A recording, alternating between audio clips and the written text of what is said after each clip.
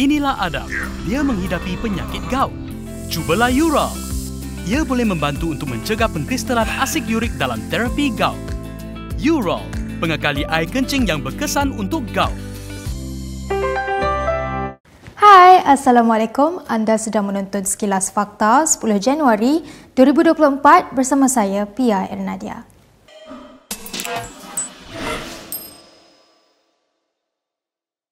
Isteri bekas Menteri Kewangan Daim Zainuddin mendakwa suaminya dianiaya oleh pihak berkuasa atas kejayaan dalam perniagaannya. Naimah Abdul Khalid berkata demikian kepada pemberita di luar Ibu Pejabat SPRM di Putrajaya hari ini. But my husband is persecuted for that success. His success is now made an excuse to slander his reputation and paint him as a corrupt person. It's public knowledge that Daim was a very successful businessman prior to joining government in 1984.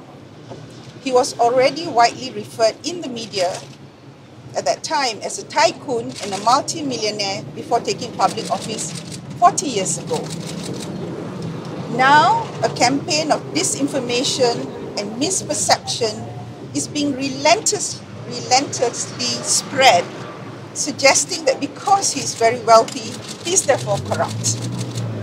There is no sense or logic in this, and no successful businessman in the country will be safe from such an insinuation. Terdahulu, Naimah Abdul Khalid dan dua anaknya hari ini hadir di Ibu Pejabat Suruhanjaya Pencegahan Rasuah Malaysia SPRM Putrajaya. Ia dipercayai bagi membantu siasatan berkaitan bekas Menteri Kewangan itu yang juga merupakan ahli perniagaan. Mereka tiba di Ibu Pejabat SPRM itu pada kira-kira pukul 10.05 pagi ditemani bersama dua peguam. Proses berkenaan dilakukan selepas SPRM mendapati pemilik kepada bangunan Menara Ilham yang disita baru-baru ini adalah sebuah syarikat yang dimiliki oleh isteri dan anak kepada Daim. Ia berkenaan dengan siasatan terhadap Daim berhubung kekayaannya susulan pendedahan rekod kewangan antarabangsa yang dikenali sebagai Kertas Pandora. Bekas Perdana Menteri Ismail Sabri Yaakob hari ini dilaporkan memberikan keterangan kepada Suruhanjaya Pencegahan Rasuah Malaysia SPRM. Ini bagi membantu siasatan berhubung perbelanjaan dana RM700 juta bagi tujuan promosi dan publicity kempen keluarga Malaysia. Siasatan itu termasuk pemberian projek kepada individu tertentu termasuk melaksanakan dua program ketika pentadbirannya. Memetik portal Utusan Malaysia yang memetik sumber berkata keterangan bekas pemimpin itu diambil kira-kira pukul 10 pagi ini. Menurut sumber, keterangan daripada Ismail tidak akan dibuat di Ibu Pejabat SPRM di Putrajaya, sebaliknya di lokasi lain yang enggan dinamakan. Siasatan dibuat mengikut Akta Pencegahan Pengumbahan Wang Haram, Pencegahan Pembiayaan Keganasan dan Hasil daripada Aktiviti Haram 2001 dan Akta SPRM 2009. Pada Isnin, Ketua Pesuruhjaya SPRM Azam Baki berkata bekas Perdana Menteri dan pembantu yang berkhidmat dengannya akan dipanggil untuk disoal siasat berkaitan dana tersebut dalam minggu ini atau selewat-lewatnya minggu depan. SPRM melakukan siasatan pada minggu lalu berhubung RM700 juta didakwa digunakan bagi tujuan mempromosi dan publiciti pencapaian kerajaan ketika dua era pentadbiran bermula 2020 dan 2022. Berita seterusnya, Setiausaha Sulit Ketua Pembangkang membuat laporan polis atas dakwaan sebuah blog bahawa Hamzah Zainuddin cuba merasuah Yang di-Pertuan Agong bagi menukar kerajaan. Ahmad Ikhwan Fadli membuat laporan polis itu di Ibu Pejabat Polis Daerah IPD Dang Wangi di Kuala Lumpur pagi tadi. Laporan polis ini dibuat untuk membersihkan nama Ketua Pembangkang Ahli Parlimen Larut Datuk Seri Hamzah Zainuddin yang dikatakan mengetuai cubaan untuk merasuah Tuanku Yang di-Pertuan Agong.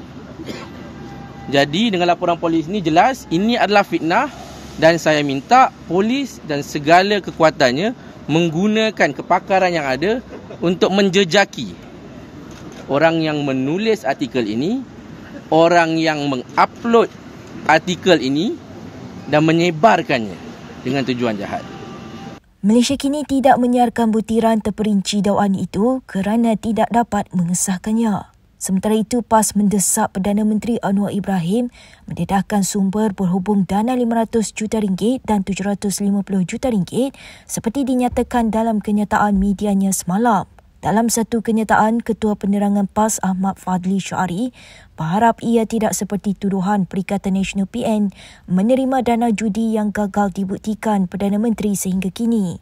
Ketika sesi menghadap Yang di-Pertuan Agong Al-Sultan Abdullah Sultan Ahmad Shah semalam, Anwar menyebut mengenai derma yang ingin disampaikan mana-mana pihak sekiranya ada RM500 juta atau RM750 juta harus disalurkan terus kepada asnaf. Bagaimanapun tidak dapat dipastikan apa yang dimaksudkan oleh Anwar, namun mungkin merujuk kepada dakwaan pihak tertentu bahawa sejumlah besar wang dibelanjakan untuk menarik ahli parlimen kerajaan berpaling tada. 3 ahli parlimen yang baru-baru ini mengisytiharkan sokongan terhadap Perdana Menteri Anwar Ibrahim menegaskan mereka tidak menerima sebarang tawaran menandatangani akuan bersumpah SD. Ahli Parlimen Gua Musang Muhammad Azizi Abu Naim, Ahli Parlimen Jeli Zahari Kecik dan Ahli Parlimen Labuan Suhaili Abdul Rahman menegaskan perkara itu ketika dihubungi Malaysia Kini hari ini.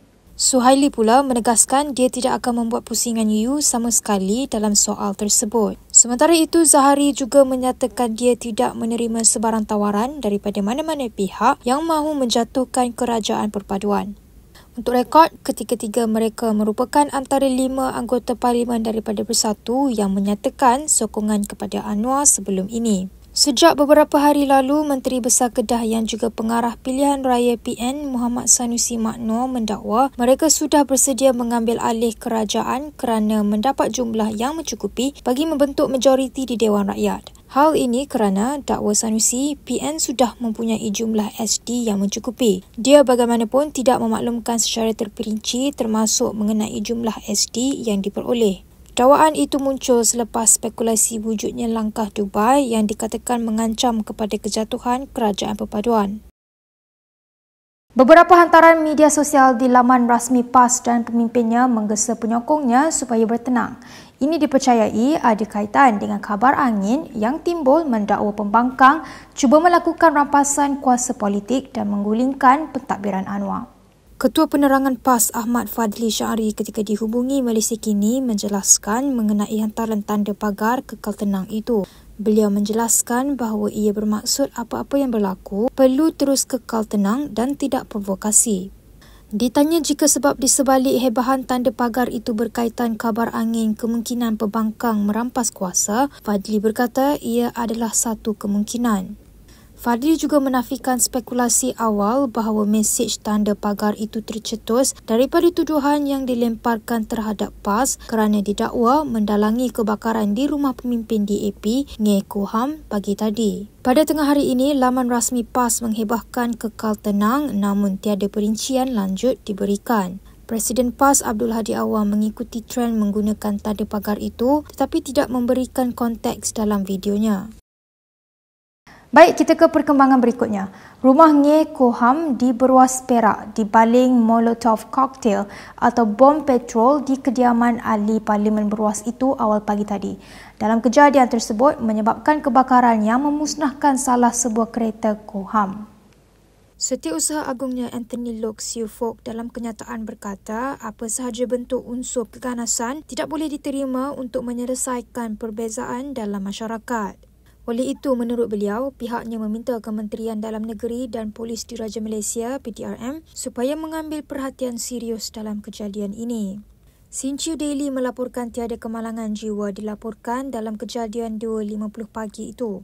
Menurut laporan itu, 3 kereta telah musnah dalam kejadian itu termasuk Mercedes E300 yang terbakar kira-kira 80%, turut terbakar sebahagiannya ialah Honda CR-V dan Toyota Hilux serta bumbung anjung rumah. Ngeh dan isterinya dilaporkan tidur semasa kejadian sebelum mereka dikejutkan oleh orang yang lalu lalang yang membunyikan loceng rumah dan memaklumkan kebakaran itu. Ngeh baru-baru ini menimbulkan kontroversi kerana cadangannya memasukkan pakar bukan Islam dalam jawatan kuasa khas untuk mengkaji bidang kuasa mahkamah syariah.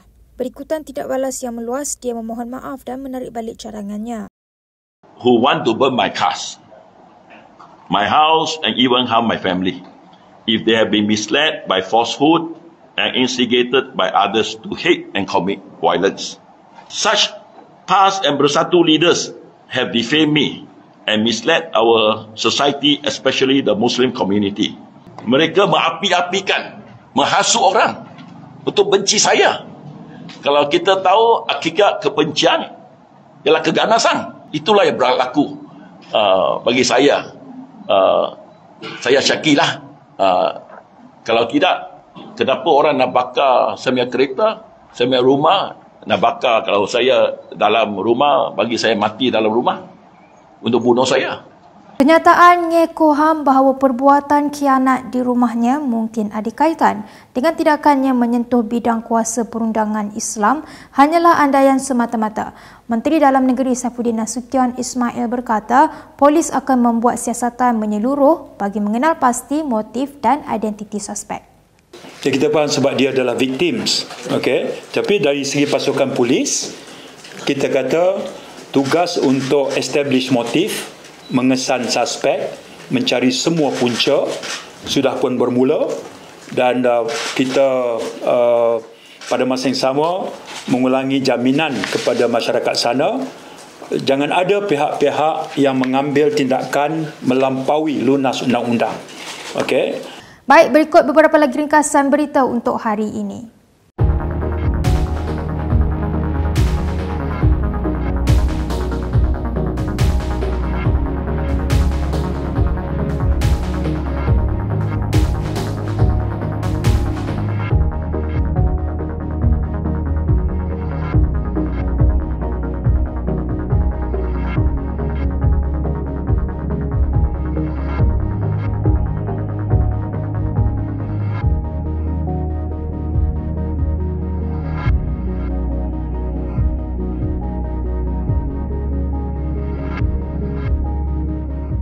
Sekian sahaja daripada saya, Pihak Nadia, untuk sekilas fakta. Untuk lebih banyak berita, anda boleh melayari kinitv.com.